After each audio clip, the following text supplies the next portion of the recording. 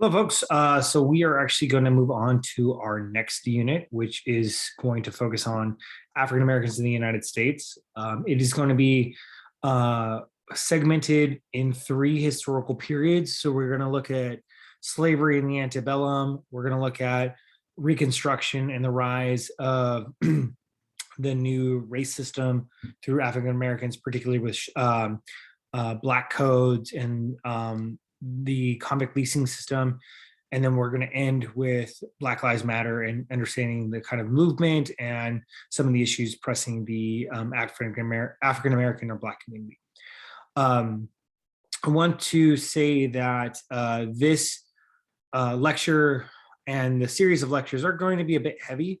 So we're going to get into some pretty difficult topics, namely slavery and the kind of horrors around it. I know I've already exposed you to some difficult truths, but I always want to be mindful that, we are going to be talking about violence towards certain communities. And so we want to be clear that these are historical truths. This is not, fallacious in any way, shape, and form, or, these are just pure historical tellings. And also that we do so to give, or we tell these stories and we talk about these issues to give light and give remembrance to those that were victims of violence. And so I make no or jest in showing this, rather that I am very serious that this is a serious history that is, befuddled and disproportionately targeted one particular community.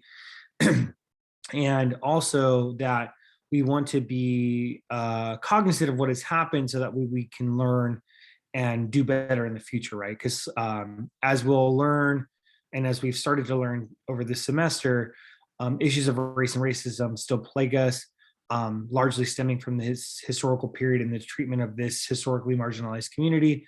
And slavery hasn't gone away, right? The 13th Amendment to the Constitution did not effectively abolish slavery. Slavery is still ever present and omnipresent in our society. And there are many prisoners today in jails and prisons across the United States that are engaging in what would be considered, slave-like labor. And the frameworks of race that allowed for the dehumanization and enslavement of African Americans now inform, or I would argue inform, the same logics of the ways in which we treat many of our prisoners today, who are mostly non-violent drug offenders, victims of the drug war. So with that, I really wanted to focus on the Chattel Slavery and Antebellum periods, and the chapter that you're reading from Paul Ortiz this week makes a clear linkage to the kind of race violence that was befuddling both targeting both African Americans and Latinx individuals at the time, but also helped us kind of come to understand the impetus for the civil rights, or the Civil War, I'm sorry, and abolitionism. There's a lot of competing interests to think about at this time. So one is, the United States in many ways, despite, many folks expressing to the contrary, still very much relied on and made slavery integral to its sense of democracy, because there was this recognition that slave labor was one of the few ways that we could make money en masse, and do so to kind of fend off the British Empire and the French and Spanish Empire at the same time. All competing European imperial powers had interest in the U.S. We, thankfully made certain allegiances with the French to stave off their desire to, colonize the region. But the British and Spanish very much actively tried to, retake and or take the United States. And we actually engaged in, subsequent wars with both empires. And, many scholars have made the argument, and many historians have made the argument specifically, that we were able to fight off these empires because of slavery, or because of the money and resources we were able to garner from slave labor. And with that, we need to understand that, yes, the United States is a democracy, and was founded on certain democratic principles.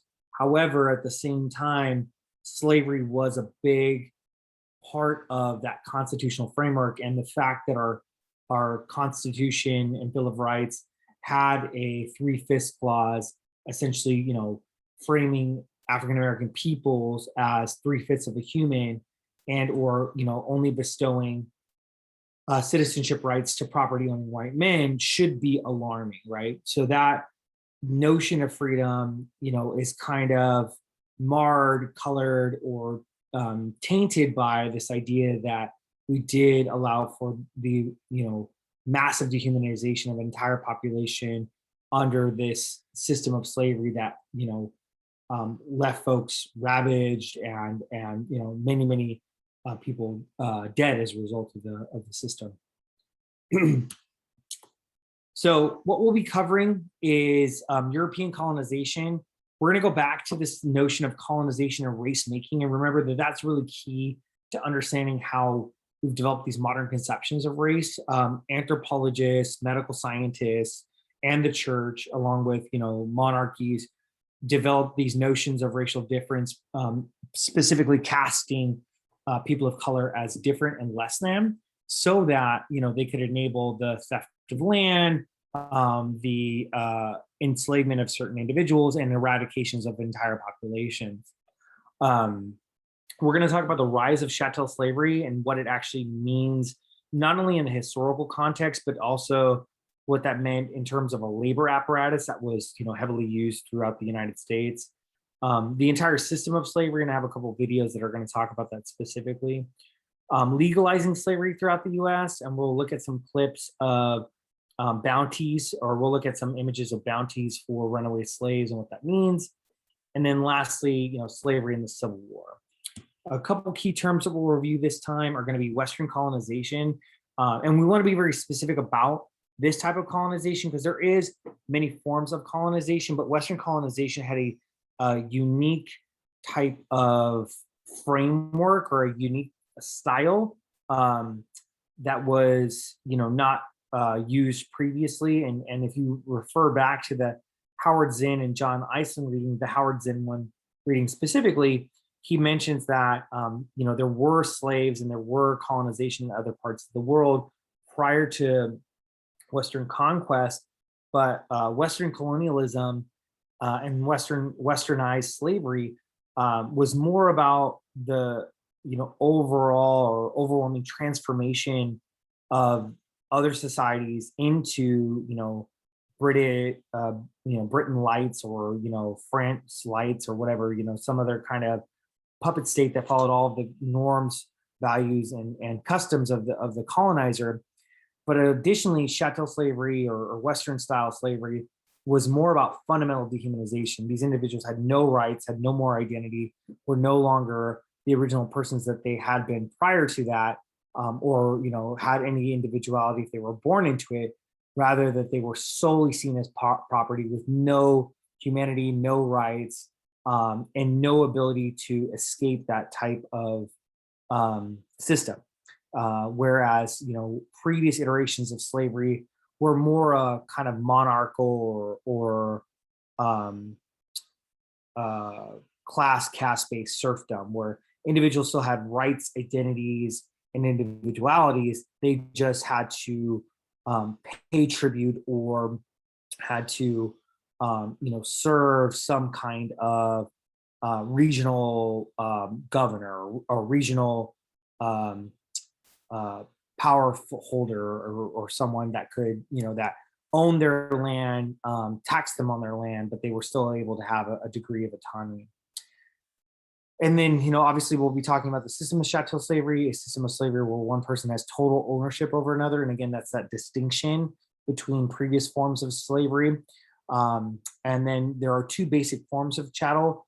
There's the domestic chattel with menial household duties, and that were required of that. and then, working in the fields or in the mine. And so there were very much two classes of slave. There were the house slaves and the house servants, and then there were the field servants. And their roles, albeit, and their work, albeit maybe distinct, they still overwhelmingly were worked, to the bone, and had very distinct expectations. Household slaves could be subject to sexual assault, and often were, because of their proximity to slave masters. Many of them had to do very humiliating, humanizing tasks like perform, so on and so forth. The expectation of the type of work that they did was much more finite, and because they were expected to maintain the house, whereas field and mine workers were expected to produce goods, or harvest substances, both mineral and agricultural, in huge volumes. So very, very big. And then what we want to think about in both of these scenarios is that this gave rise to this idea of anti-Black or anti-Blackness. And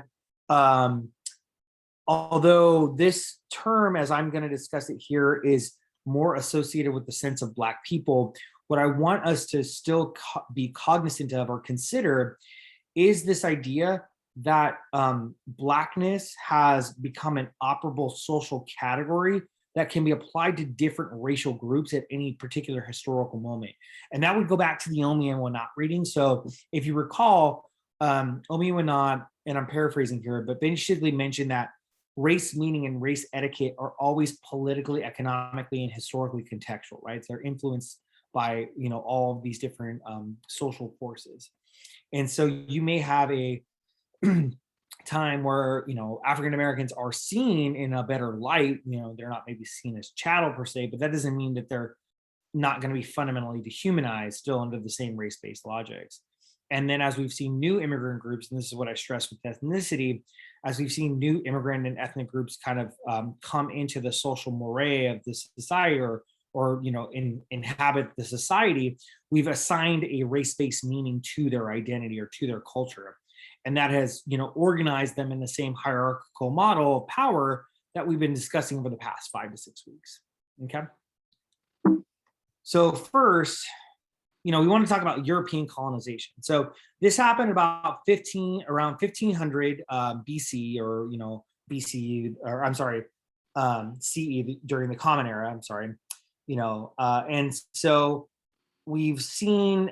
So it's been in existence for roughly 600 to 700 years. Okay, this is really important for us to consider, because if we anchor our logics of race in this period, we have to understand that it's been mulled over for the better half of 5 to 6 centuries. Okay, now as we've come into this moment of race consciousness, race awakening, and resistance or movement towards racial justice, we have to be considerate of the fact that these systems have been in place for a very long period of time, and they won't be undone in a overnight stint, right, or in an expedition's reason or a fashion. I'm sorry.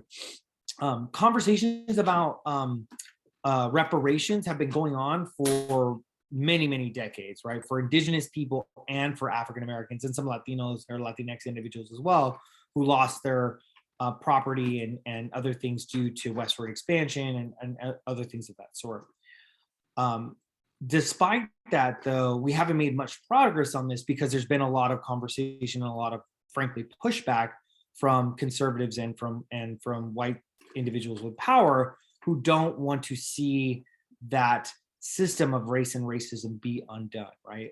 If we think about it in the context of labor and business, right now businesses are feeling the squeeze, because they're realizing that the way in which they had underfunded individuals for a significant period of time, i.e., several decades, through minimum wage labor and so on and so forth, they're finally coming to roost, right? And what we can see from the Fight for 15 movement, or from the kind of movement towards pay equity, especially in the service industry, is that there's a recognition that we've been underpaying people. It's not that we're just giving folks a raise. It's more that, and raise because of pandemic struggles, it's more to the extent that for the past 20, 30, 40, 50 years, minimum wage jobs have never, allowed for individuals to have a modicum of middle-class success. Rather, it's been barely enough to scrape by, right? I can tell you, as somebody in my 30s, when minimum wage was even less than what it is now, there was no way you could make a living off of that. And even today with the Fight for 15, that's still not enough. Like, that's great that we're getting to this point, but realistically, in most economic projections, state that we need to be paying people well over that, or much, much more. Okay. And so, much of colonization is kind of framed around civilizing the world, but led to huge amounts of death and destruction for indigenous communities of color, in that same context, right, or around the world. And so, what I provided here is, what you can see is countries under European rule, right? So this is all of Europe here in purple. All of this green was all considered to be fully controlled by Europe. Partial control was in this blue, and then yellow was under the sphere of influence, but not necessarily directly colonized. And as you can tell, there's only maybe 1, 2, 3, 4, 5 countries that never were fully colonized by Europe. So essentially, Europe controlled or had influence over the majority of the world, right? And what I provided here down on the bottom is a model showing how bad indigenous death was as a result of colonization, right? So they picked this at 1492 and kind of stretched it out to 1750 here, around, a little bit before the Civil War, or sorry, the Revolutionary War.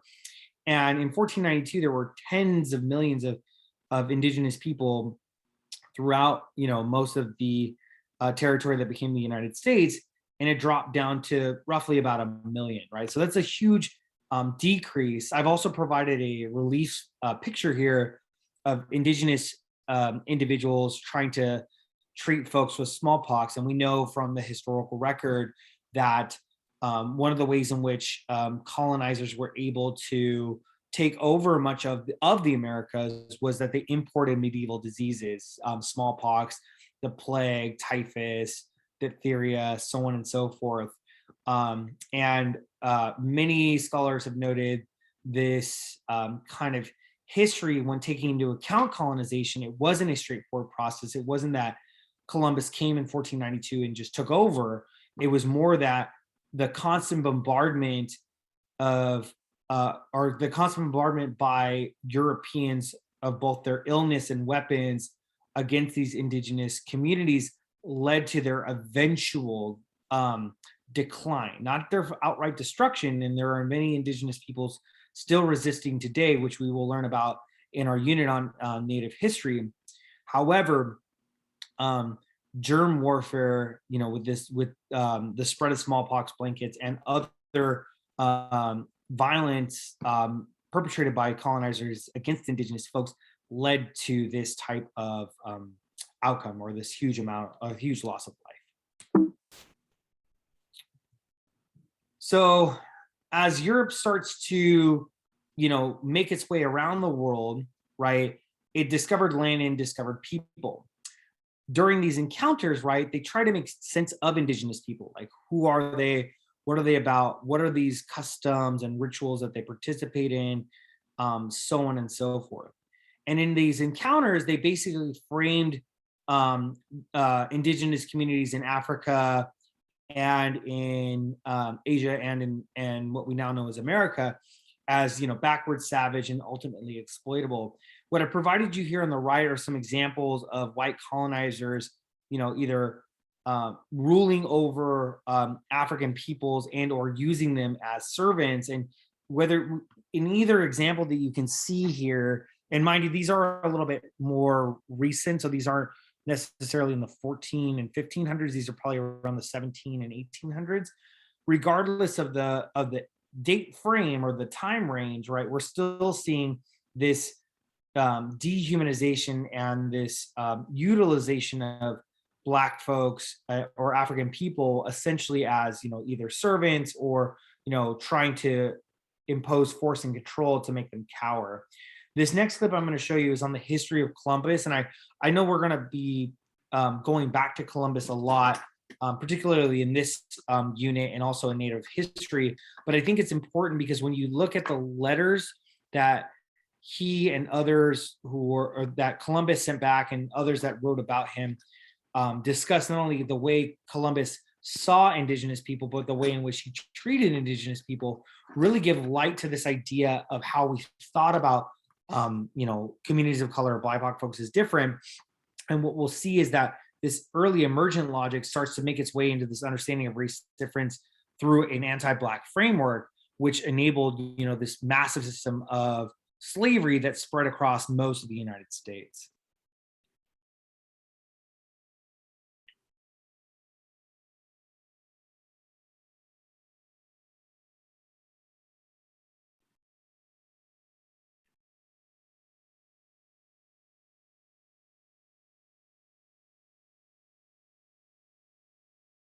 Came to the Americas with his 3 ships. But who did he find there? And how were the Spanish greeted? This is the story of the first contact between the Native American and the Spanish people, and what followed after.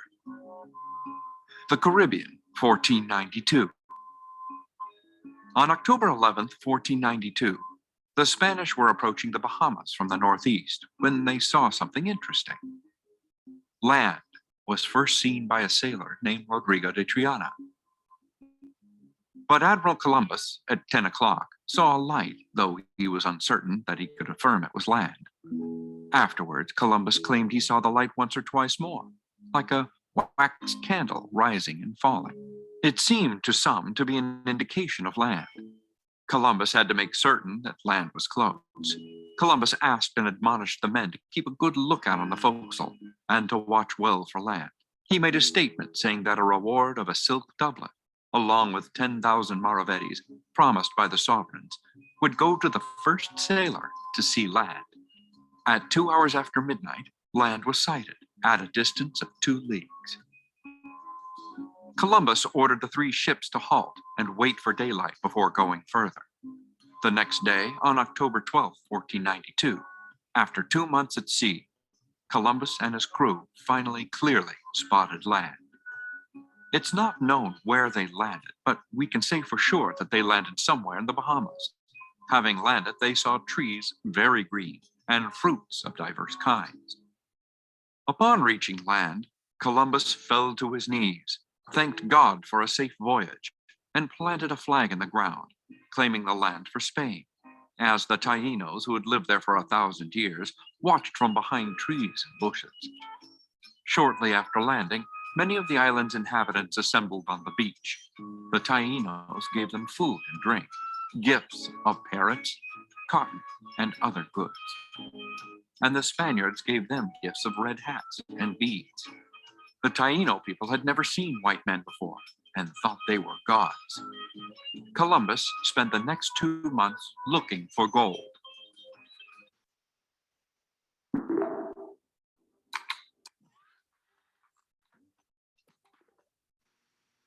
In December of 1492, while they were sailing east of Cuba, 3 ships under the command of Columbus approached the second largest island in the Caribbean, which they later called La Española. Just when he was about to return to Spain on Christmas Eve, his ship, the Santa Maria, ran aground and sank. The Taino chief, Wakanakari, told his people to help the Spanish and retrieve every salvageable item. A problem arose when all the sailors who had accompanied Columbus could not fit on the 2 remaining and smaller ships. So a fort was built using the salvaged wood from the Santa Maria, and 39 men were left behind at a fort Columbus called La Navidad. Shortly after, Columbus set sail for Spain, taking some of the natives and birds, foods, and plants to show the king and queen. For the second voyage, Columbus was given a fleet of 17 ships and some soldiers. Upon arrival at La Navidad, Columbus found the fort burned to the ground, and all 39 men he had left behind had been killed. It seems the sailors left behind had misbehaved in the form of rape of the local women and theft of anything they saw that they wanted. One of the local leaders, named Caonabo, had met with the other leaders, and all but one agreed that gods would never have behaved in the manner that the Spaniards had, and they decided the Spaniards had to go, so they eliminated them and the threat they posed to their people. Columbus vowed to find Caonabo and retaliate. More fortified places were rapidly built, including a city founded on January 2nd, 1493, and named La Isabella for the queen. From that point on, life as the Taino knew it ended. The Spaniards took revenge for the destruction of the Fort La Navidad and also took slaves. Columbus forced the Taínos to work in the gold mines searching for gold. Those who refused were killed. Each adult over 14 years of age was expected to deliver a hawksbill full of gold every 3 months, or when this was lacking, 25 pounds of spun cotton. If this tribute was not brought, the Spanish cut off the hands of the Taino and left them to bleed to death. Taino women were given to Spaniards to do with whatever they wished. The fields, unattended, failed to yield enough food for the Taínos and the Spaniards, whose supplies had run out. All were hungry. Columbus found Caonabo. They tricked him in order to capture him, and he was put on a ship that was sent to Spain and was never heard from again. Many Taínos starved to death. Others died from hard labor. Many committed suicide. Epidemics swept the island. They were beaten, tortured, raped, enslaved, and murdered. After 1496, the number of Taínos fell by about 70%. Guacanagari, the chief who befriended Columbus, also died soon. At this point, the Spaniards in La Isabella started a rebellion against Columbus and his brothers. The Spanish king and queen sent a royal investigator to calm the situation. Columbus and his brothers were found guilty for numerous crimes against both the natives and the Spaniards. Columbus and his brothers were arrested and put on a ship to Spain. The Spanish authorities would allow him another voyage across the ocean, but they forbid him to visit La Española. He explored the Caribbean for 2 years and then returned to Spain, where he died in 1506. So again, we see Columbus creating the context for the dehumanization of individuals. And I think one of the things that is particularly troubling about this story is the fact that both the Spaniards who were left behind by Columbus and he himself and his, let's say band of miscreants, did so much damage, right? 70% of the population, wiped out. Many of them were, expected to do hard labor in terms of mining or agriculture, so on and so forth, right? So his contact with the with this indigenous world, right, or this native world across the Americas, set the framework to chattel slavery. One of the ways in which we saw it fail, but eventually grow, was when we realized, or when they had realized, I should say, that it was impossible to enslave indigenous peoples in the Americas. Although I should say European colonizers were able to, effectively eradicate a huge swath of the population and inter others. As I had mentioned earlier, indigenous populations never stopped fighting, and still, are resisting today using much more peaceful and nonviolent protest methods, but are still pushing back, right? So for roughly about 100 or so years, until 1619, when the first slave ships start to make their way to the Americas, Europeans were constantly trying to enslave indigenous peoples. The one thing that we have to understand is that it's very hard to enslave people on their own land and fight them on their own land, right? And this has been one of the large failures of European colonization, is its inability to fully, control at least the indigenous Americans, but I would say indigenous people all over the world. However, we did see a huge need and push for gold and land to expand empire. So this motivated the creation of a new system of slave importation to fill that labor need, right? So essentially what they did, or what European colonizers did, was they said, okay, these, stubborn Indians, or these stubborn indigenous peoples, these obstinate people, rather than fighting them, let's just bring new people in and replace them. And what I've provided you here on the right shows just how long these and how widespread indigenous people were in the US. So on the bottom, we now have an understanding that there were indigenous peoples here in the continental US around 21,000 to 23,000 years ago. So that's really huge in terms of how long indigenous people were here. That's several millennia, right?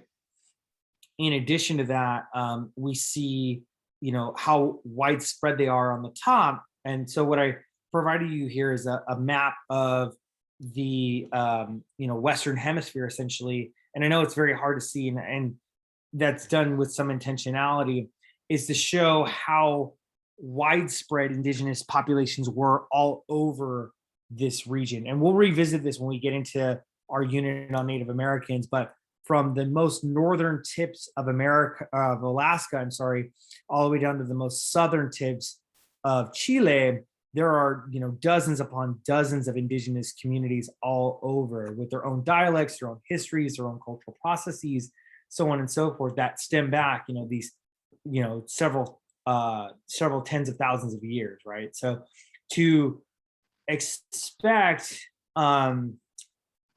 Western explorers or Western colonizers to disrupt and to destroy this already fully established system of multiple societies was nearly impossible, right? So essentially after European colonizers were able to beat, torture, and infect indigenous populations to near extinction, rather than to further attempt to colonize or to enslave these individuals, they found it easier to import new workers.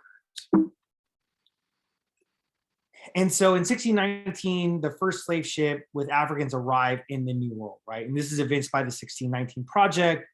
We may look at this a little bit more in the next few class sessions, but 1492 gives rise to the push to move west and to start attempting to build a system of colonization.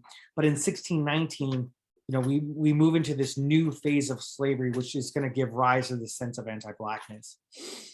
The chattel slavery, emerged as a labor system where colonies could rapidly farm and produce goods that could be traded for gold. And if you look at the process here on the right from this snippet from Statista, showing how many folks were moved across from this, these points in Western Africa to various regions across the Americas and to Europe, there's a huge amount of people moving, right? So, for example, there were 300,000 slaves transported from 1514 to 1856 just to the United States alone, right? So that's a small state if you think about it. To the Caribbean, about 2 million people, 3 million people in Brazil, right? Almost a million into the southern part of the southern part of South America. But what we can clearly see is that millions and millions of people were moved from these areas in Western Africa to the new, the quote unquote new world, specifically to build this system of slavery, right? And so this demand and system would give rise to the largest transcontinental system at its time, or what we now know as the transatlantic slave trade, right? And what's very key about this, and one of the reasons why we want to stress the uniqueness of the chattel slavery, or the chattel slavery system and what it evolved and amounted into, is that there has never been any other type of slave trade with this type of volume. This set precedent for the time, and still to this day is the largest system of not only slavery as in terms of liberation, labor relations. So, how many people were actually working under the system of chattel slavery, but also how many people were transported. And I think that's very key for us to think about, is that, for roughly, or for roughly about, 200 to 300 years, we're moving massive volumes of people all throughout the Western world, specifically for them to endure this dehumanizing labor system and, reap, millions upon billions of dollars in wealth or capital for these various empires. I'm going to show this clip first of the chattel slavery system, and then I'm going to unpack some of these pictures. But what I want us to really pay attention to is, again, how big this system is, how heavily impacted or how harshly impactful it was to African peoples and African descendant peoples, and what it actually meant to giving rise to, the United States.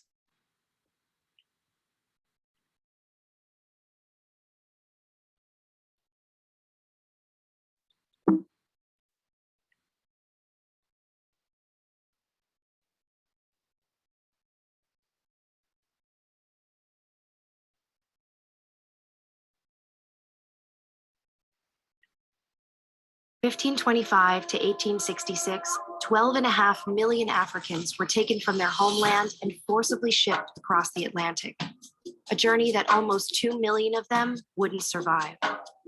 By the turn of the 18th century, European merchants were building vessels capable of transporting hundreds of slaves per journey. These ships had extra portholes for ventilation, weapons mounted on deck in case of rebellion, and additional compartments added below deck to take on more human cargo.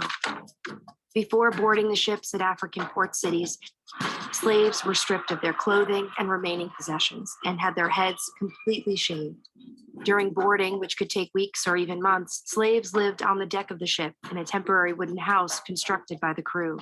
The crew also installed netting around the deck of the ship, designed to catch slaves who might opt for death over forced servitude.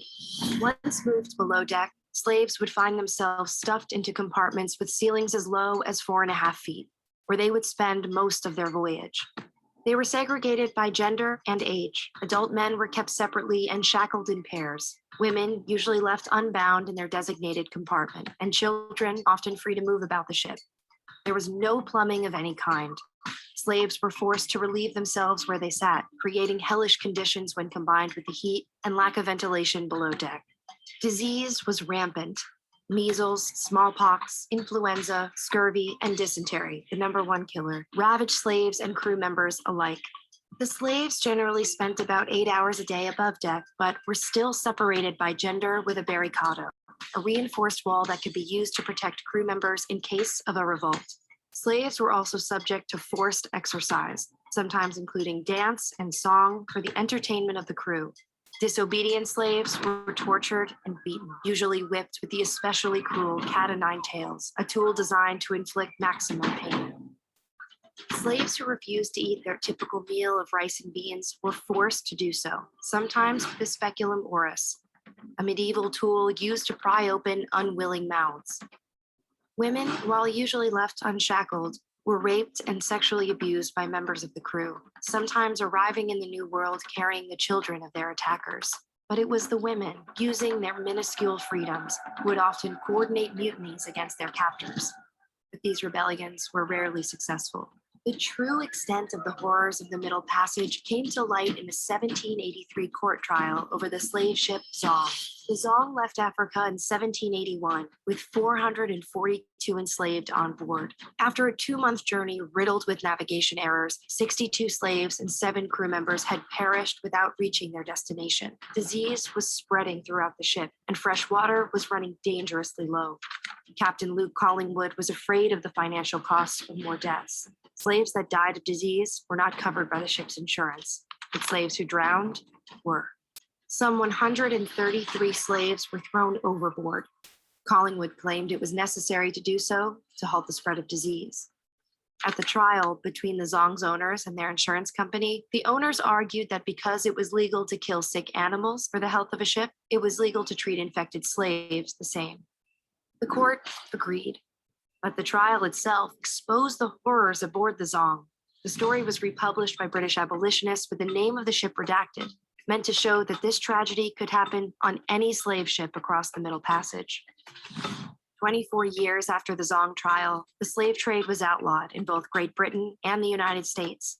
It would take England another 26 years and the US another 58, plus a civil war, before the practice of slavery was banned outright. So we can see in this example, one, obviously, kind of the horrors of slavery. So one, just this idea that we had so many people, shackled and moving, across, moving across the Atlantic. The horrors of the treatment in the process, particularly in the Middle Passage, and then just how long it actually took to end this, right? And so one thing that we want to recognize is that 1776 was the rise of the U.S. and U.S.-based slavery, right? So the passage of the Constitution, especially the 3/5 clause, enabled and explicitly allowed for the enslavement of African people, and obviously the mistreatment of all other people of color like that. And one of the reasons why I always want to say that anti-Blackness undergirds this is that the first people to be regarded as less than human are Black folks. And I want to be very clear that the 3/5 clause in constructing or allowing for their African peoples to be considered 3/5 of a person sets an entire new legal framework. I think I stressed this in the Race and Racism lecture where we discussed Operation Wetback and how wetback became kind of a common slur against Mexican Americans because it was, obviously encoded in law. I also want to argue similarly that African Americans become 3/5 of a person from 1776 until 1865 under the same type of logic, right? So for almost 100 years, we see this 3/5ness or this dehumanization or less than personhood ascribed to African Americans en masse. And as we think about the continuation of race and racism in our society, going back that far and then going back even further, understanding that the slave trade had been going on for so long, we want to be clear that the reason why we're still seeing the issues afflicting African American communities today is because of the sense of anti-Blackness, which I'll define in the next slide. Because chattel slavery was so prominent, right? States across the U.S. relied on slavery to help grow agriculture and industry, and scholars estimate that the U.S. made about $10 to $12 trillion off slavery and the selling of goods produced from the chattel system. So what I've provided you here is some different data points. So in 1790, the US Census shows the type of crop and the percentage of individuals that were slaves, right? So in Georgia, rice, indigo, and cotton, almost 40% or 35% of the population is slaves. South Carolina, 43%, Maryland, 30%, North Carolina, 25%. I'm sorry, South Carolina was down at the bottom, and Virginia is about 40%, right? So when we're thinking about just certain, states, they had, pretty generous populations of slaves compared to the existing group, right? Almost, split a third to 2/3, right? We also see this true in other states. This isn't just unique to, these particular regions. And what I'll show you in this clip that I've embedded here is how quickly this spread across. But on the right, next to the census figures, we can see how much the growth of the importation of slaves to North America and the U.S. Grew from 1620 to 1810, and especially right after or right around the time of the Revolutionary War, up into the turn of the 19th century, there's a huge amount of African slaves being brought across to these new empires, the U.S. and obviously the existing British Empire, right? This video will show you just how quickly slavery spread across the United States and how much what we originally assumed were going to be free territories actually ended up, adopting and incorporating slave laws or enabled slavery to continue, for the purposes of financial and economic growth.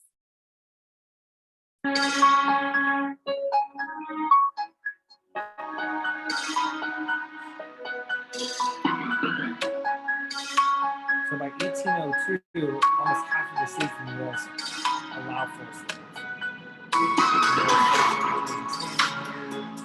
States get codified.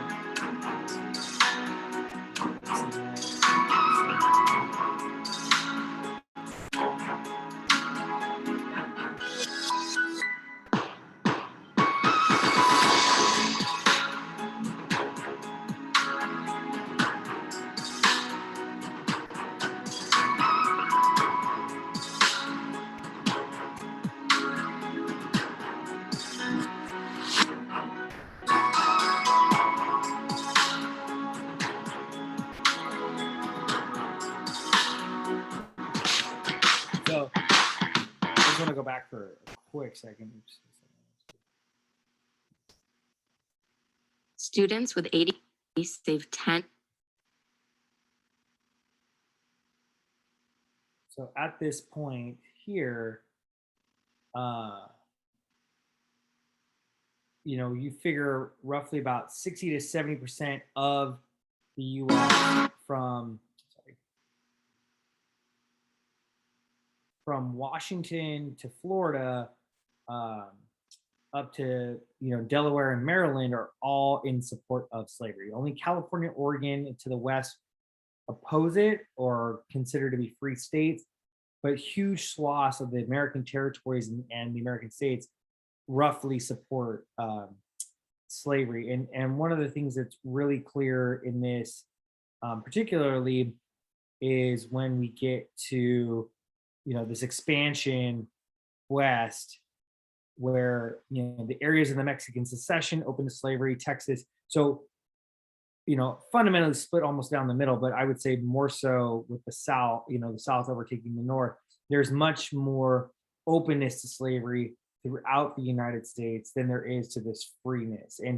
And shortly after this, as we start to see more of these territories become more organized and become more, or try to push for statehood, there is a much more willingness to accept slavery, right?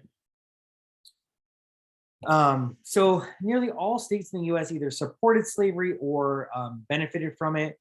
And one way that we can think about this, even in these free territories, is that although there was a desire to allow for more freeness, they did engage with and participate or comply with runaway slave laws. So these were laws that allowed slave masters in other territories to reclaim their slaves and obviously offer bounties and or criminally sanction other individuals for the taking of or the theft of slaves. So many of these states again passed these types of laws, especially after the Dred Scott decision.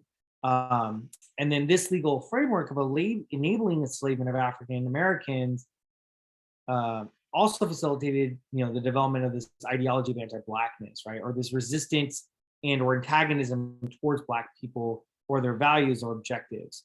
And so, as we'll see, especially in the next coming lectures, particularly the ways in which we've continuously constructed Black Americans or African Americans as less than, has been structured around or structured through this idea of anti-Blackness, where we really think about African Americans and then obviously other BIPOC communities as less than human, right? Or we resist or have this kind of antagonism towards cultural values that are not essentially white, right? And while I know that the trap here would just still be kind of following this idea of Black versus white in our race thinking and race logics. What I hope we've been able to suss out over the past couple of weeks is this idea that essentially all other groups that don't follow the dominant groups, ideologies, cultures, or do not look like them physically, essentially are all of these external groups that are these minoritized or marginalized groups that are not a part of the dominant group. The marginalized communities are open to a variety of mistreatment, including, obviously overt violence, enslavement, and as we're covering in this unit, exploitation, so on and so forth. And then we kind of end off at the Civil War. And so slavery in the South were growing in terms of their footprint and economic power, as we saw in that short little video clip of the expansion of slavery west. There was a raging debate going on, especially in the turn of the 20th century in the lead up to industrialization, as to whether or not we wanted to rely on free white labor or slave labor, as poor whites were becoming, frustrated with the lack of economic opportunity. And if you're carefully, kind of listening and digesting this second point, as we have new conversations about border security and immigration, one of the fundamental arguments against immigration is that there are, workers in the United States that cannot find work, or there's economic insecurity for many poor, quote unquote Americans, but fundamentally mostly whites. And we should ban immigration to protect the interest of, free American labor, or, as we would see in this historical example, free white labor. And this same frustration is not new, but again, has been a part of this race-based antagonism over economics, which also I think should help you make an explicit connection between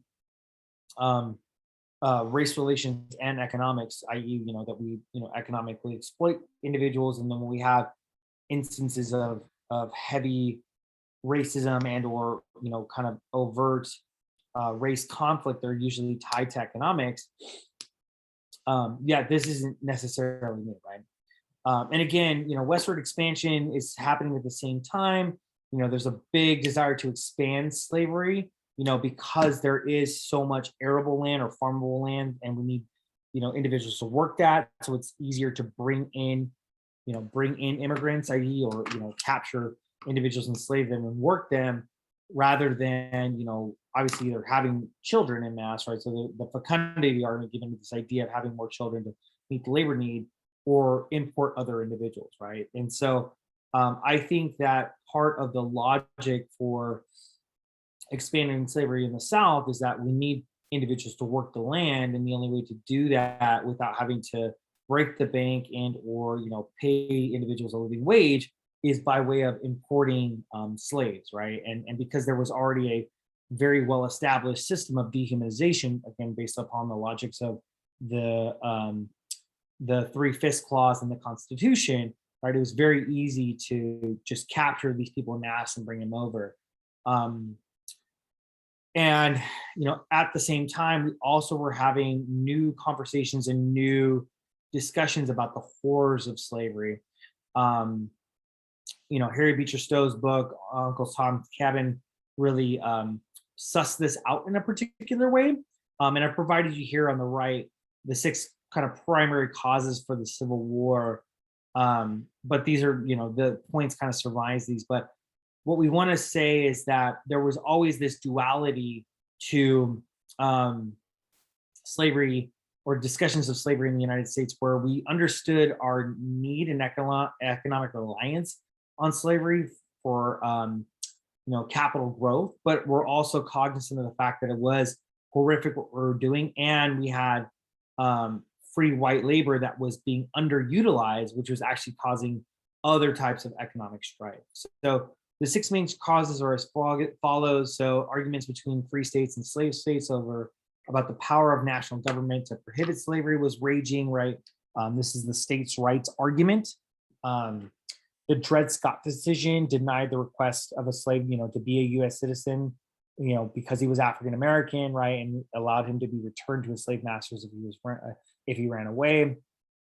Economic and social differences between the North and the South, especially as the cotton gin came up, and cotton became the #1 cash crop and was allowing the South to amass huge amounts of wealth. There was many conversations between the South and other empires about secession and allegiance with different imperial powers. Obviously, as we expanded west, we needed to understand what role slavery was going to play, particularly with this idea that we were going to have white labor that needed to work, but we also needed to have a lot of work done. So there was, different needs, demands, and context in terms of what those labor relations would look like. Obviously, as I mentioned earlier, Harriet Beecher Stowe's book, Uncle Tom's Cabin, really discussed issues with slavery, raising awareness about it, and then causing a new kind of abolitionist sentiment across the nation. And as we, settled the Missouri Compromise, and we're starting to get those territories to the southwest of the U.S. Mexico War, and obviously, Texas and some of the other states being open to and actually legalizing slavery, created a new kind of paradigm. We needed to really reconcile what we were going to do with this, right? So we'll leave it there in terms of the discussion, because as we move into the Reconstruction period, we can talk about what that looked like. But again, we reviewed European colonization and how this colonization led into race making. Again, I want to be very clear that Columbus's contact with the New World and the way in which he treated he treated indigenous people really sets the tone for the chattel slavery system. Again, with the rise of this particular type of slavery, we need to recognize its uniqueness, one that it's founded on this fundamental or this total ownership of a slave by its master, and that dehumanizing framework was uniquely deployed against Africans or Afro-descendant people, largely because colonizers didn't realize that they couldn't enslave indigenous people in the same way. So it's easier to get rid of them and just import new work, because the existing population was going to get tired of being mistreated. Whereas with these African Americans, the process of corralling them and moving them across the transatlantic slave trade or the Middle Passage had demoralized them so much that essentially they came to the New World disoriented and were ripe or extremely vulnerable to mistreatment and eventual manipulation. With that, obviously the U.S. becomes a heavily reliant on slavery. We see this from east to west coast. Many states, having huge enslaved populations. Even as new territories start to be gathered or gobbled up by the U.S., slavery becomes an integral part of the structure of those territories, especially as they realized that they needed to have labor to grow economically. And then lastly, the Civil War becomes not so much a specific argument about how we should deal with this troubling part of our, Americanness of the time, or this integralness of slavery within our, democratic context. Rather that there were a lot of competing forces, different states and territories wanting specific types of rights, and then also this, growing concern with free white labor and individuals structuring whether or not we wanted to be more of a white society that relied on white labor versus one that relied on African and African Americans to do that work, again, that undergirding anti-Blackness. And then as more and more people were becoming aware of the atrocities of slavery, there was a growing abolitionist sentiment, right? But what we will see in the Reconstruction period is that was largely superficial, and I'll revisit that quote from Lincoln, where he discusses specifically that he wasn't necessarily for the equality of blacks and whites, rather he always wanted the superior position to be assigned to whites. And then lastly, the key terms that we went over today again are Western colonization, chattel slavery, and I look forward to conversations more about this. And if you have any questions, always feel free to email me. See you guys soon.